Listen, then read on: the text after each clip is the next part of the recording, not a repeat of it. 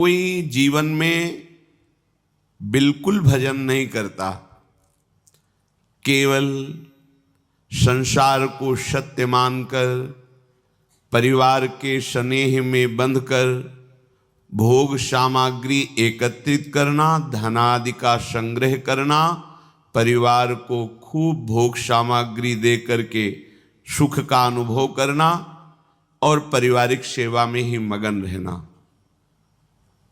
ये गति बिगड़ गई क्योंकि हमारा जन्म ऐसे परिवार का अनंत जन्मों से हम पोषण करते चले आ रहे हैं, पर हमें कुछ लाभ नहीं मिला। हमारी गति बिगड़ जाएगी।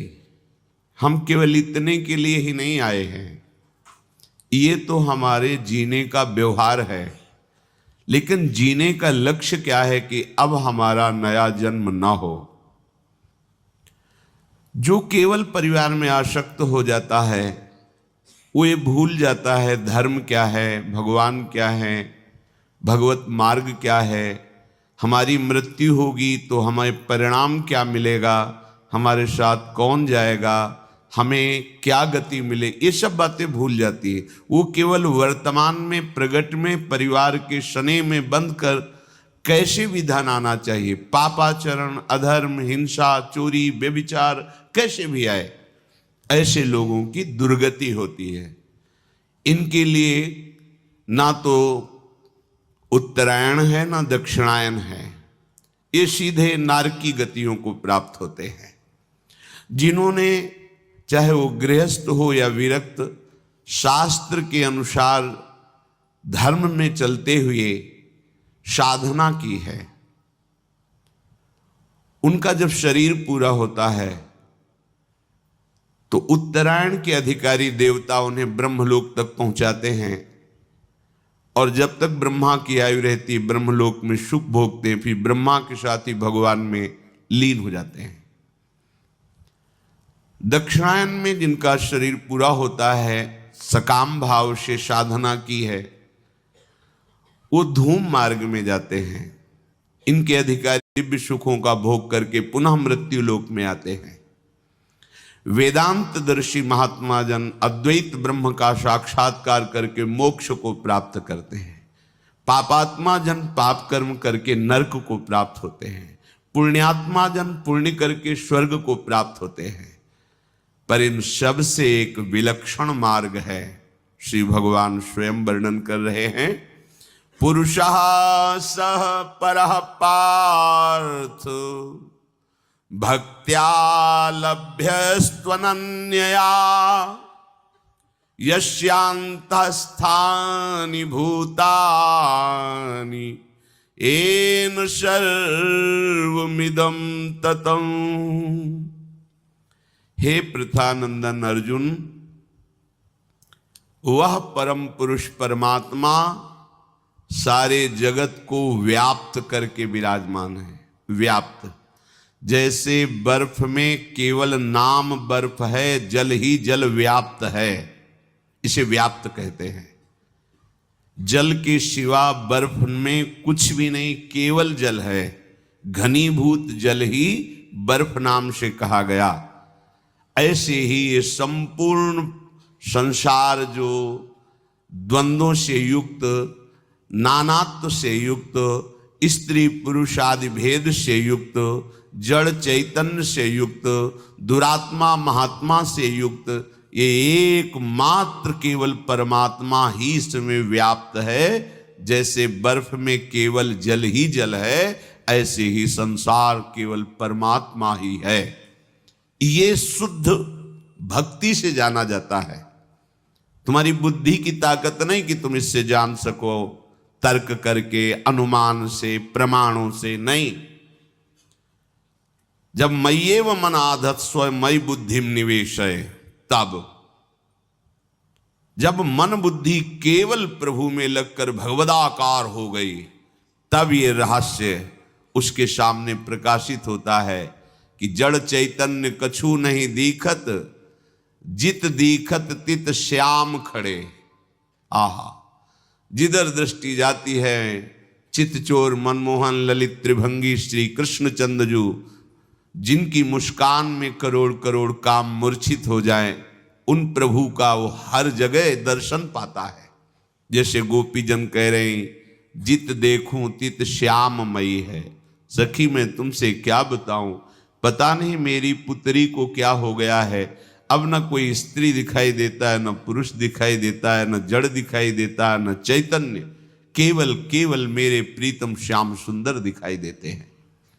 जिधर भी देखती हूं वो श्याम मुस्कुराता दिखाई देता है। और ब्रह्म ज्ञानी जन जब चरम अवस्था के ज्ञान को प्राप्त होते हैं तो उनको भी यही दर्शन होता है।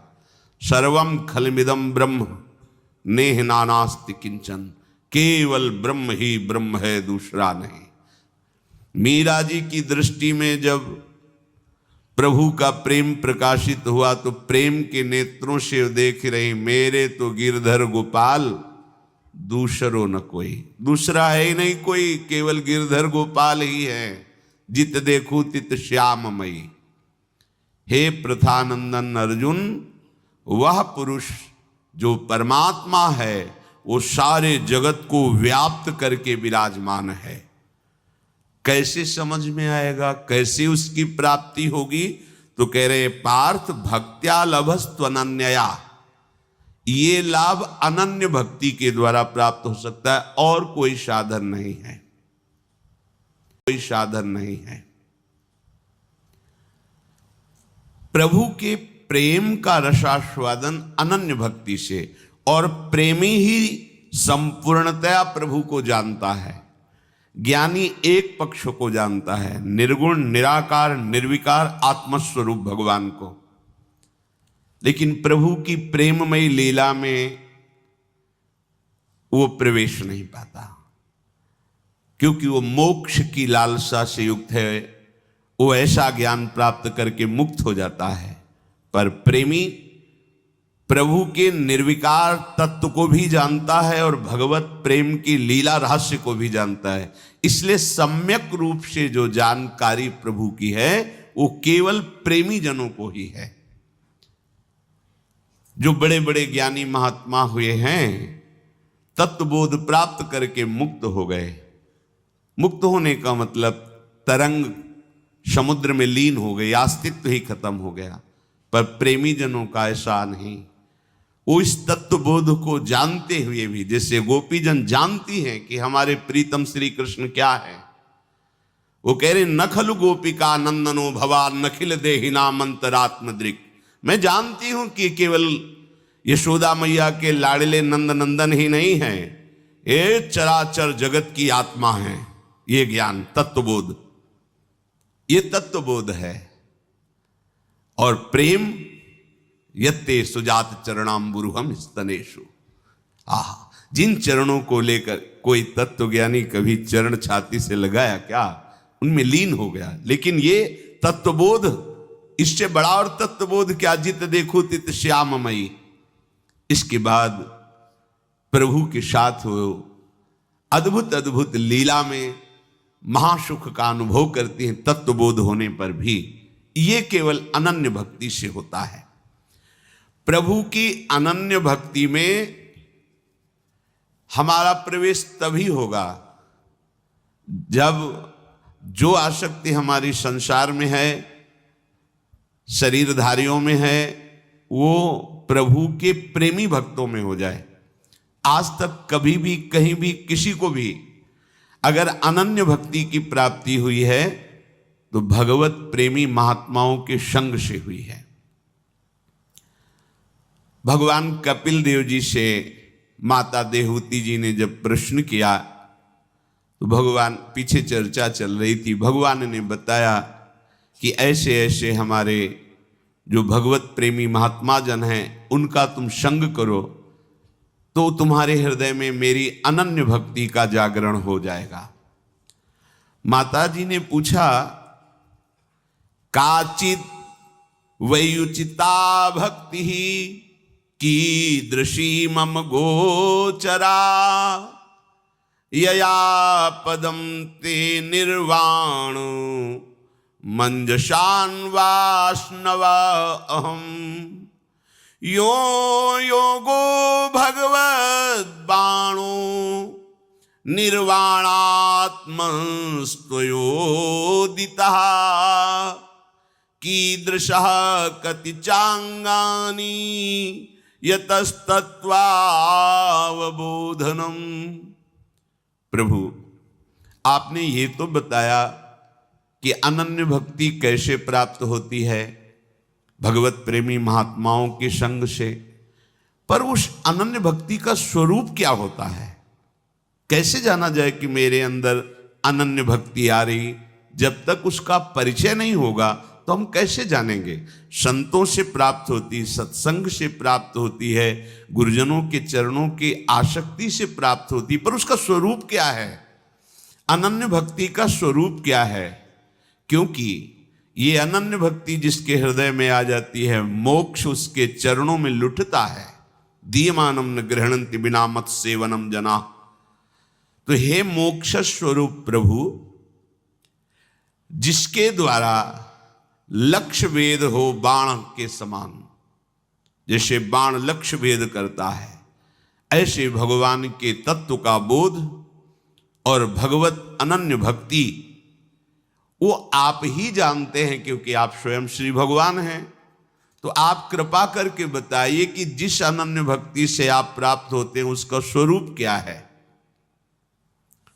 श्री भगवान कृपा करके बोले, देवानां गुणलिंगानां मानुश्रविक कर्मणां शत्रु एवैक मनसो वृत्ति स्वाभाविकी तुया अनिमित्ता भागवती भक्ति सिद्धेर्गरीयसी जरत्यत्यासुया कोशम निगीर्ण मनलो यथा। हे माता, जिस उपासक का चित्त संतों के संग से, भगवत कथा श्रवण से, भगवन नाम जप से, भगवन नाम कीर्तन से